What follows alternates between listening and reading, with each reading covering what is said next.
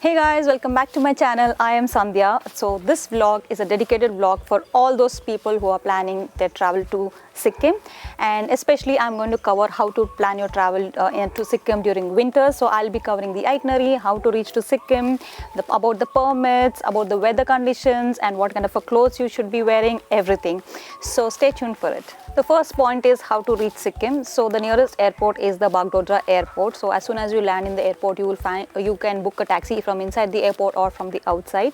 Usually the travel time from Bagdogra airport to Gangtok is around 4 to 5 hours, and the cab cost, 4-seater cab cost around 4 to 5,000 rupees, and it also depends on which season you're traveling.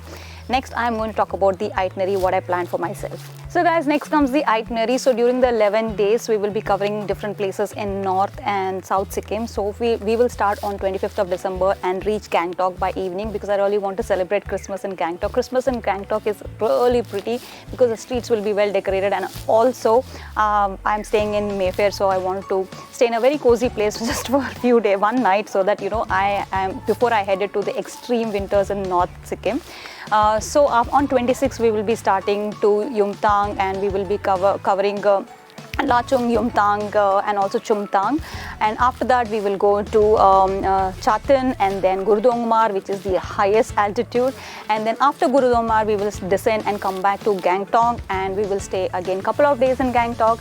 And these couple of days we are going to cover the local sightseeing of Gangtok and also Nathula Pass and Canggu Lake. So once we cover this, then after New Year's we will be covering Peeling, Ravangla, Namchi and everything for the next couple of days, and then we will head directly to Siliguri. So this is how I plan my 10 to 11 days trip to Sikkim.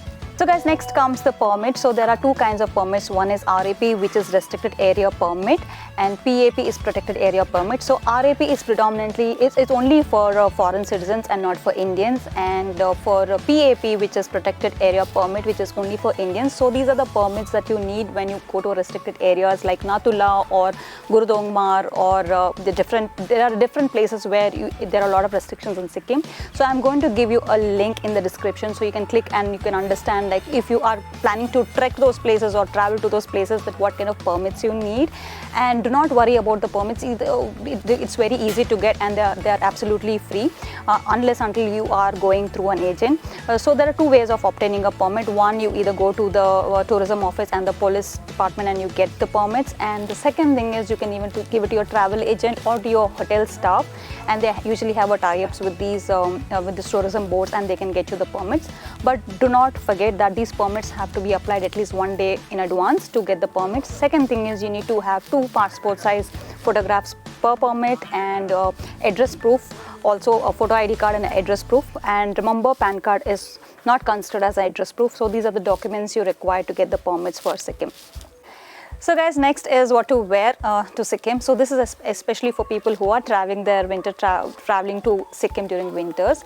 And this is the first time I'm going to Sikkim during December. Last time when I went in October, I felt really cold, and I wore a lot of layers that time too, because I have very low resistance to cold, and people like me should be wearing at least 3-4 layers when you're going to Sikkim during winters. So I'm going to tell you what are the essentials that you should carry. So you should carry good pair of thermals, innerwears. So I at least carry 3 to 4 pairs of inners, and when I go to a little light colder places, like for example Gangtok, I will only wear 1 layer of thermals. But if I'm going to Nathula or to Gurudongmar, which is in -degrees and which is highest altitude, I'll wear 2 layers of thermals. These thermals are not that fancy, and you do not want to show them off. That's why I cover my last layer, which is the 3rd layer, with the stockings. So these are also exclusively for winter stockings I bought in Stockholm in Europe. So like you see that I'm also wearing one of the top layer of stockings under this dress. So usually what I do is I pack myself with at least 2 to 3 layers of clothes, and on the top of it I wear these fancy clothes to look pretty in pictures. And also one of the most important thing is the down jacket. So no matter how many layers you wear, you need down jackets to cover yourself. And do not go for a fancy puffer jackets. Go for invest in a good down jacket, especially from Decathlon or from Woodland. And also when you're buying the down jacket, you can ask what are the temperatures that it can take. So each down jacket has a different resistance to temperatures. So this is one of my favorite jacket, because I can flip over to a different color. to change in different pictures. So this is quite essential. And the next thing is the accessories. So you make sure you carry this winter cap to cover your ears, and in case if you forgot this winter cap, you can also put your cotton buds in your ear, which I usually put cotton buds, because sometimes if I don't want to wear winter cap, I put the cotton buds, but this really helps. And the other accessory are the gloves. So you want to cover all the tip of your fingers and your toes to be covered to protect yourself from the cold. So if you're going to snow places, then invest in a good snow gloves which are waterproof, and if you're going to non-snow places, you can buy any of these winter ones. So if you see, these are also one of my favorite gloves. So I can actually slip my fingers through this, and when I want to use my phone or something, I can use my fingers, and when I feel cold, I can cover this. So invest in good gloves, which is very important. And next comes our winter socks. So when you're wearing shoes, you also want your feet to be warm, so do not use normal socks. Carry a couple of woolen socks or winter socks. And coming to shoes, so I'm carrying these boots because in Gangtok, these are the fancy boots. These are not for trekking and everything. So because I'll be spending my New Year's and Christmas in Gangtok and wearing fancy clothes, so I'm carrying these shoes. Otherwise, for my trekking and for my snow, I usually carry these boots from Decathlon. So if you can see, they have nice fur inside, and these keep me warm. So these are my favorite shoes. First, they'll keep me warm, and they're very comfortable for trekking. And also you can carry snow boots like this for shoes. So coming back to nightwear, so I'm carrying this nightwear. This is a thick woolen kind of a nightwear, and in this also I wear layers before sleeping. And also these woolen socks to walk around in your hotel room, because it will be extremely cold. So these are the clothes I would carry. And also do not forget to cosmetics is very subjective, because you can carry whatever makeup or cosmetics you want, but the quite essential things are good sunscreen. So this is 50 SPF. You can even go as high as 70 SPF, because the sun is very harsh in the mountains, and you need to have a good cold cream along with a good SPF. And then of course a lip balm and the sunglasses, because trust me, when you're in the mountains, you cannot see anything because the sun is really harsh. So carry a pair of sunglasses.